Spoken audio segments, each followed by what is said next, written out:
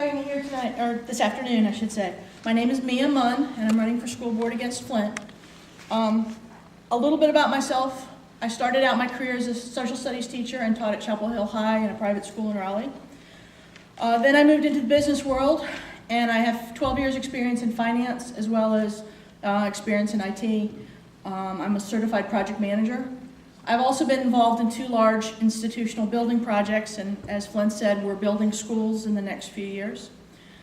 And I've been a scout leader for 14 years, and that's something that I'll be doing probably for the rest of my life.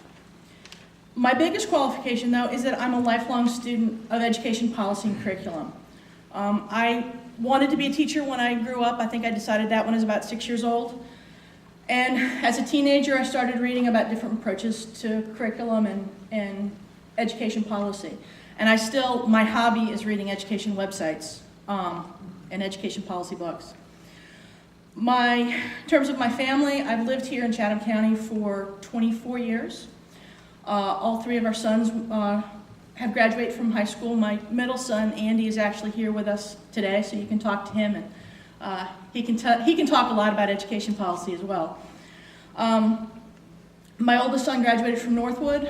And then when Woods Charter opened, we moved our 2 younger children there for 2 reasons. One, because they used a curriculum that I was really excited about.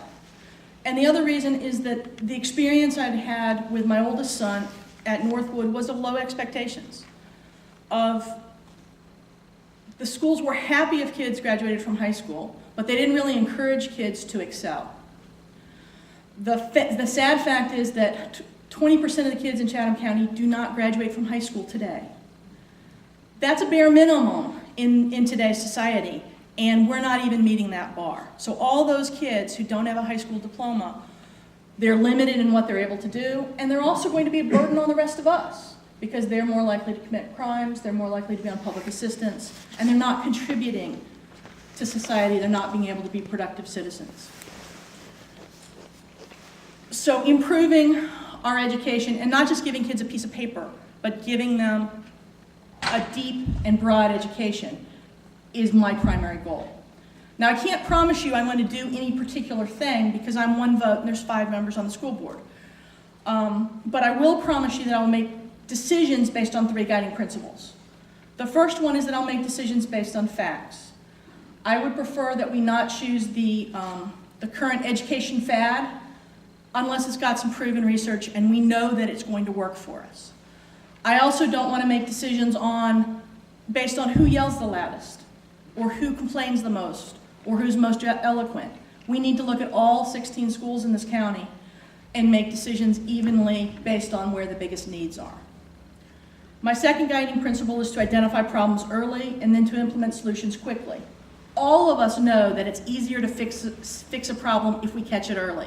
That goes to building schools. We've gotten behind the 8 ball, but we need to be planning now for the next range of schools.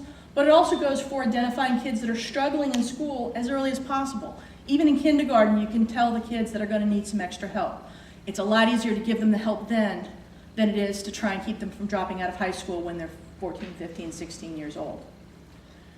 My third principle is to focus on the child in the classroom. All of our decisions should be based on, is this going to help kids learn and help teachers teach and help our schools to be successful? If it's not, if it's a peripheral, then we shouldn't be spending time or money on resources on it.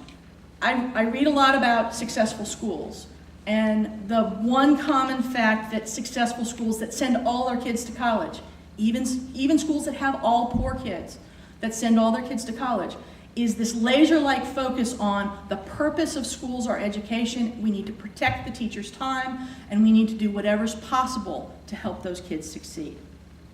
That's what I promise I will do for you. Now, just to take a minute, there are 2 seats open. Even though we're running from a district, everyone in the county votes for both of those seats. So all of you need to listen to all of us, vote for all of us, or decide who you want to vote for both races. Vote for me. And it's also a nonpartisan race, like the judges. So if you vote a straight party ticket, your vote will not count for judges or school board unless you turn to the back and go down to the bottom and vote for the individual races. And I urge you all to do that. Thanks a lot.